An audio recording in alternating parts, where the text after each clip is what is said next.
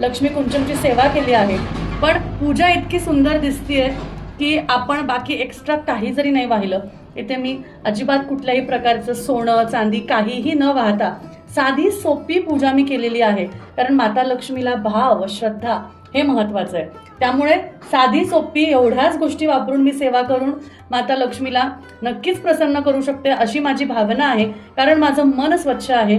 देवीला कुठल्याही प्रकारचे धातू नको, देवीला कुठल्याही प्रकारचे अलंकार नको, सोनं नको, चांदी नको, पण आपलं मन सोन्यासारखं स्वच्छ असायला हवं, सोन्यासारखं चमकत असायला हवं. कारण कुठलाही द्वेष किंवा कोणाचाही वाईट विचार न करता आपल्याला ही सुंदर अशी सेवा करायची आहे. तुम्हाला स्वतःला ही सेवा करून किंवा बघून वाटत असेल की किती सुंदर अशी पूजा झालेली आहे, आपण ह्यामध्ये काहीही वेगळं केलेलं नाहीये.